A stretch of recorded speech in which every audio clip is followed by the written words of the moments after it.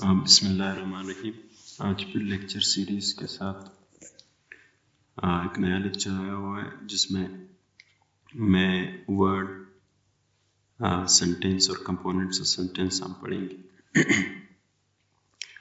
कल हमने पढ़ा था कि कॉन्सोनेंट क्या है, अल्फ़ाबेट क्या है, वावल क्या है और सेमी वावल क्या है। आज हम पढ़ेंगे वर्ड क्या है। तो word, the term word in English refer to a single distinct meaning, full element of speech or writing. the term word है, ये इंग्लिश का लफ्ज़ जो हम यूज़ करते हैं, इसका एक ख़ास मतलब होता है स्पीच में या राइटिंग में। A word can be spoken or written. एक लफ्ज़ लिखा भी जा सकता है और पढ़ा भी जा सकता है, बोला भी जा सकता है। and it typically consists of one or more letter in written form or sound in spoken form that convey a particular meaning. और ये खासकर मुश्तमिल होता है कुछ लेटर पर। एक लेटर भी एक लफ्ज़ हो सकता है या ग्रुप ऑफ लेटर भी एक लफ्ज़ हो सकता है जो कि हम बोलते हैं या लिखते हैं। मिसाल के तौर पर आई चूँकि एक लेटर है सिर्फ और ये अपने ख़ास मीनिंग रखता है। आई मतलब मैं, तो इस वजह से आई को भी हम एक वर्ड बोल सकते हैं। जैसे कि ए भी एक ही लेटर है, 2-3 लेटर नहीं है, तो ए का भी एक ख़ास मतलब, एक मीनिंगफुल मीनिंग देता है जिसका मतलब है एक। तो इस वाले एक, ये ए को भी एक लेटर, इसको भी हम एक वर्ड बोल सकते हैं। इसी तरह ग्रुप ऑफ लेटर्स, जैसे कि मैंने लिखा है स्पीक, तो एक ग्रुप ऑफ लेटर्स को मिलाकर जब इससे खास मीनिंगफुल मीनिंग निकलती है तब भी इसको हम एक वर्ड ही बोलते हैं। तो ये लेटर, इसी तरह मैंने बुक लिखा है BOOK, तकरीबन 4 लेटर मैंने लिखे हैं।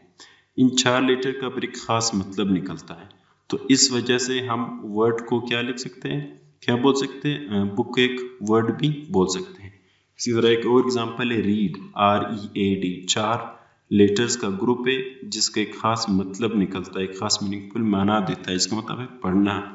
तो इसी तरह बहुत सारे अल्फाज आते हैं, इनको क्या कहते हैं, वर्ड एक लफ्ज़ भी हो सकता है, ग्रुप ऑफ लेटर्स भी हो सकते हैं। एक लेटर मतलब कोई भी लेटर हो जो मीनिंगफुल मीनिंग देता हो, उसको कहते हैं वर्ड। इसी तरह उसके बाद आता है sentence. A sentence is a set of words that express a complete thoughts. Sentence set of words है। देखो, लेटर से वर्ड बना और वर्ड से फिर सेंटेंस बना। सेंटेंस जो है ना, ग्रुप ऑफ वर्ड्स है और ये खास कंप्लीट जो है ना एक्सप्रेशन दे रहा है, कंप्लीट एक्सप्रेशन देता है, ये कंप्लीट थॉट्स देता है, जिस वजह से सेंटेंस को इसको क्या कहते हैं, सेंटेंस कहते हैं। सेंटेंस जो है ना सेट ऑफ वर्ड्स है, इन वर्ड्स से मिलकर एक जुमला बनता है जो कि कंप्लीट थॉट्स देता है।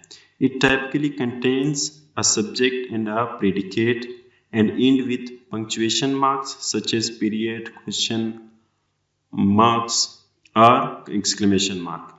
तो एक सेंटेंस के आखिर में क्वेश्चन मार्क भी आ सकता है, फुल स्टॉप भी आ सकता है, इसी तरह पीरियड भी आ सकता है, इसी तरह क्वेश्चन मार्क भी आ सकता है। तो ये तब इसमें जब ये सब आ जाए और ये कंप्लीट थॉट्स दे दें तब इसको हम एक सेंटेंस बोलते हैं। या मैंने एग्जांपल दिया, that kid sleeps on the cuff, तो देखो आखिर में फुल स्टॉप आया हुआ है, ये कंप्लीट सेंटेंस है। इसी तरह हम क्वेश्चन भी बना सकते हैं, व्हाट इज दैट, वो क्या है, तो एक कंप्लीट थॉट्स देता है, तो इसको भी हम एक सेंटेंस बोल सकते हैं। इसी तरह उसके बाद हमारे पास आता है कंपोनेंट्स ऑफ सेंटेंस।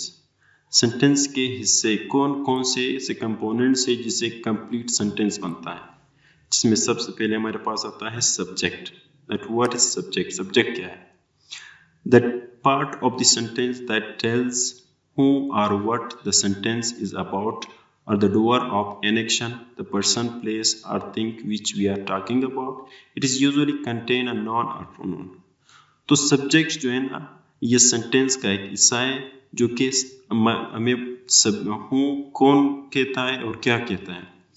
तो ये क्या कहता है, the doer of an action, एक सेंटेंस में एक्शन कौन करता है, ज़ाहिर सब्जेक्ट करता है, या जिसके बारे में ये सेंटेंस है वो कहता है, उसको क्या कहते हैं, सब्जेक्ट कहते हैं। सेंटेंस का जो पूरा फर्स्ट लेटर, फर्स्ट लफ्ज होता है, ये उसका क्या कहता है, सब्जेक्ट कहता है। लाइक द केट, तो ये पहला सब्जेक्ट जो केट जो है ना, स्लीप्स। अब कौन सोता है, कौन एक्शन करता है, केट एक्शन करता है, तो इसी वजह से केट क्या हो गया, केट एक सब्जेक्ट हो गया। इसी तरह मैं यहाँ पे एक सेंटेंस लिखता हूँ, ही स्पीक्स इंग्लिश, तो ये क्या हो गया, ये इसमें जो ही है, चूंकि ये द डूअर ये है, तो इसी वजह से सब्जेक्ट भी क्या बना, ही बना। तो सब्जेक्ट में क्या हो गया, अब ये सेंटेंस किसके बारे में, इस ही के बारे में, तो ये ही क्या हो गया, सब्जेक्ट हो गया। इसी तरह ये सब्जेक्ट नॉन भी हो सकता है, प्रोनाउन भी हो सकता है। नॉन मतलब किसी का नाम हो सकता है, प्रोनाउन मतलब नॉन की जगह पे जो यूज होता है, जैसे कि ही, शी, इट, दे वगैरह।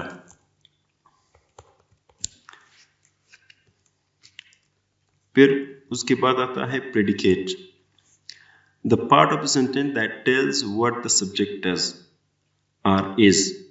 It usually contains a verb and provides information about the subject. For example, in the sentence, the kid sleeps. Sleeps is the predicate. अब predicate क्या है?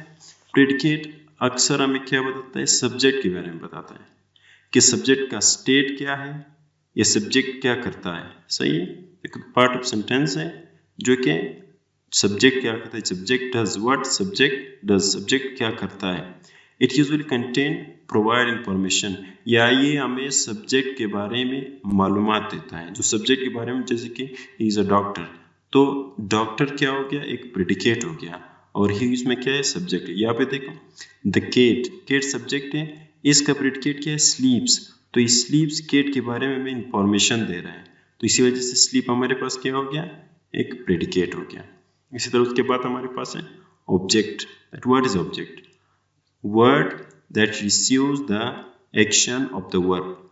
सही है, वो लफ्ज वर्ड दैट रिसीव्स, जो एक्शन रिसीव करता है, लेता है एक्शन ऑफ द वर्ब। सही है, वर्ब जो है ना एक्शन है, अब वर्ब किस चीज पे काम करता है, तो उस चीज को हम क्या कहते हैं, object. Like she reads a book, अब रीड्स जो है ना क्या है, ऑब्जेक्ट है, वर्ब का एक्शन किस पर है, बुक पर है, रीड अ बुक, तो बुक पे काम हो रहा है, तो इसी वजह से बुक क्या हो गया, ऑब्जेक्ट हो गया।